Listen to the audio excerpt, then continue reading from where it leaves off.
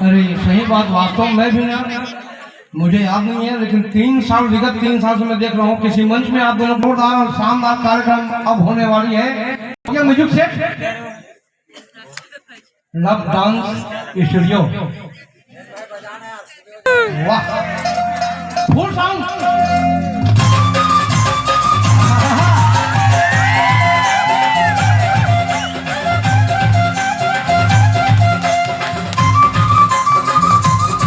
ताली बजनी चाहिए, ताली का आशीर्वाद।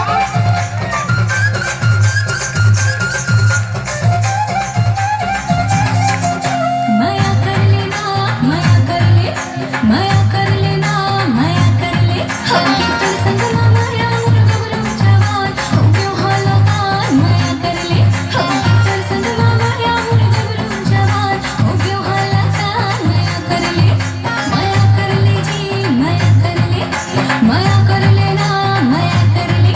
होगी तो संग माया मुर्गवरू जवान, हो क्यों हालाकान। माया कर ले, होगी तो संग माया मुर्गवरू जवान, हो क्यों हालाकान। माया कर ले जी, माया कर ले, माया कर लेना, माया कर ले।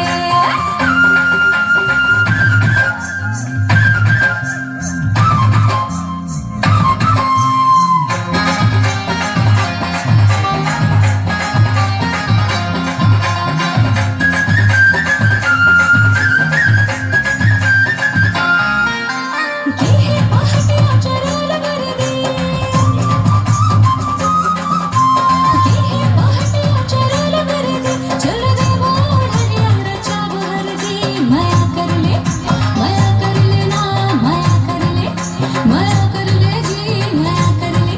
होगी तो संग माया मुर्गवरू जवान, हो क्यों हालाकान। माया कर ले, होगी तो संग माया मुर्गवरू जवान, हो क्यों हालाकान। माया कर ले जी, माया कर ले, माया कर लेना, माया कर ले।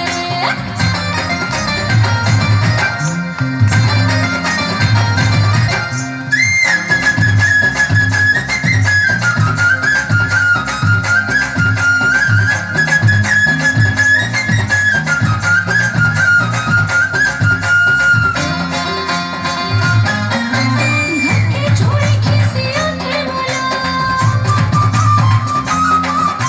घर के छोड़े खिसिया थे मोला। उत्ता धुर्रा लाठी माथा ठाठे मोला। माया कर ले, माया कर लेना, माया कर ले, माया कर ले जी, माया कर ले। होगी तो संग माया मुर्गवरू जवान, हो क्यों हालाकान। माया कर ले, होगी तो संग माया मुर्गवरू जवान, हो क्यों हालाकान। वाह, अभी मैं देखा था कई स्टेप करीब में देखे वैसे ये मन अलग से।